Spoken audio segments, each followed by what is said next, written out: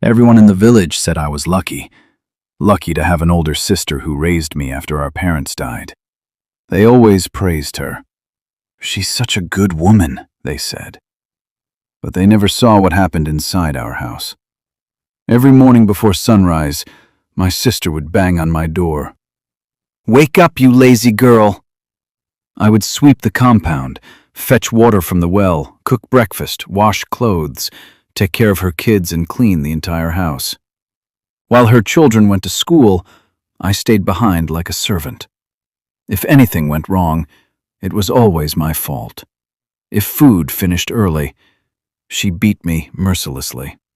If I rested for a moment, she shouted. The worst part wasn't the work. It was the way she looked at me, like she hated the very air I breathed. For years I asked myself one question. Why does my own sister hate me so much? But the answer came one evening, from a stranger. An old woman stopped at our gate. She stared at me for a long time. Then she asked quietly, "How old are you, child?" 17, I replied. Her eyes suddenly filled with tears. Then she said something that froze my heart. "That woman inside is not your sister." I frowned. "What do you mean?" She lowered her voice. "She's your mother." I laughed nervously. My mother died when I was a baby. But the old woman shook her head slowly. "No, child. That was a lie." My heart began pounding. Then she told me the truth that changed everything. Many years ago, my sister was attacked by a man she trusted. She became pregnant. Ashamed and broken, she told everyone the baby was her sister. That baby was me. Suddenly everything made sense.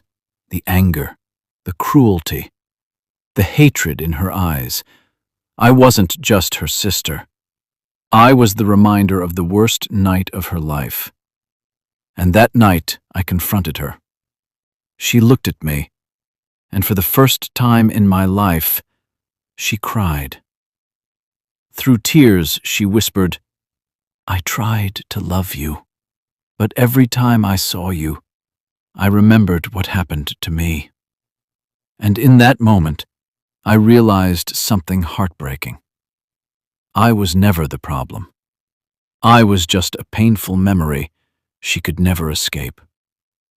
That day, I stopped asking why she hated me and started promising myself something powerful. I would never become the pain that created me. I would become something better. But the story didn't end there, because the truth about my father was even more shocking. After discovering that the woman I called my sister was actually my mother, I thought I had finally learned the worst truth of my life. But I was wrong, because just 3 days later, the same old woman returned to our compound. This time her face looked serious, almost afraid. She called me aside and whispered, "Child, there's something else you need to know." My heart started beating fast. "What is it, Mama?" She looked around to make sure no one was listening. Then she said something that made my blood run cold. "The man who hurt your mother, the man who is your father, he's still alive." My stomach twisted. I'd never even imagined him before, but hearing that he existed made my skin crawl. "Who is he?" I asked. The old woman hesitated. Then she said quietly, "He lives closer than you think." That night, I couldn't sleep. My mind kept racing. Was he in the same village? Had I seen him before? Did he know I existed? The next morning, I followed the old woman to her house. She looked at me with sad eyes and said, "Before I tell you his name, you must promise me something." "What?" I asked. "You must be strong." My heart pounded harder. Then she spoke the words that changed everything. The man who destroyed your mother's life is someone you already know. My breathing stopped. Who? The old woman closed her eyes, then slowly whispered, the respected church leader everyone in this village trusts. The same man who used to bless me every Sunday. And that's when I realized the man everyone called a servant of God was the monster who created me. After the old woman told me the truth, my world stopped. The respected church leader, the man the whole village trusted, the man who placed his hand on my head every Sunday and prayed for my future, was my father. I refused to believe it. No, that can't be true, I whispered. But the old woman looked at me with pity.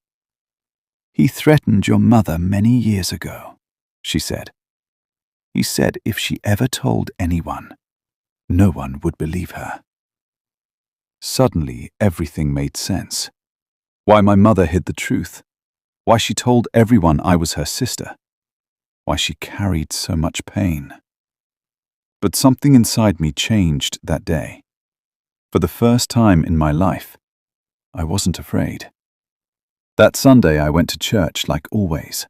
The building was full, people singing, hands lifted, praising the same man I now saw differently. Then he stepped forward to preach, his voice strong, his smile calm, like nothing had ever happened. As he finished his sermon, he began praying for the congregation. One by one, people walked forward for blessings. My heart pounded as I stepped out of my seat. I walked slowly to the front. When I stood before him, he looked at me and smiled kindly. My daughter, he said gently, may God bless your life. Then he placed his hand on my head, and that's when I said the words that changed everything. Do you remember my mother? His hand froze. The smile on his face disappeared. His eyes slowly filled with fear. And in that moment, I knew the truth. Because the man everyone called the servant of God had just recognized the daughter of the girl he destroyed. The moment I asked the question, the church became silent. The pastor's hand slowly dropped from my head. His face turned pale.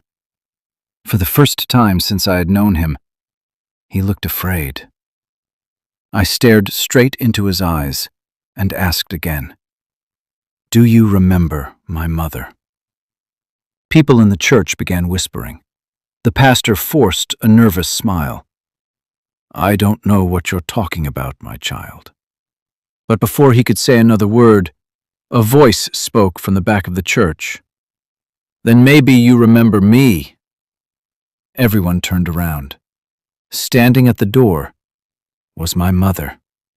The woman everyone believed was my sister. Her hands were shaking, but her eyes were strong. For years she had hidden the truth, but not anymore. She slowly walked down the aisle. The entire church watched in silence. When she reached the altar, she looked straight at the pastor and said, you destroyed my life and threatened me to stay silent. Gasps filled the church. The pastor tried to interrupt, but this time, she refused to be quiet. For 17 years, I carried this pain alone. She pointed at me. And that child you pretend to bless every Sunday is your daughter. The church exploded with shock. People began murmuring. Some stood up in disbelief. Others stared at the pastor in horror. The man who preached about righteousness had been hiding a terrible sin. The pastor tried to defend himself, but his voice trembled. And in that moment, the truth finally set us free. For the first time in my life, my mother looked at me without hatred, without anger, only tears. She held my hands and whispered, I'm sorry for blaming you for my pain.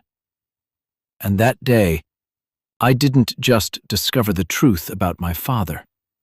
I finally gained the mother I never had.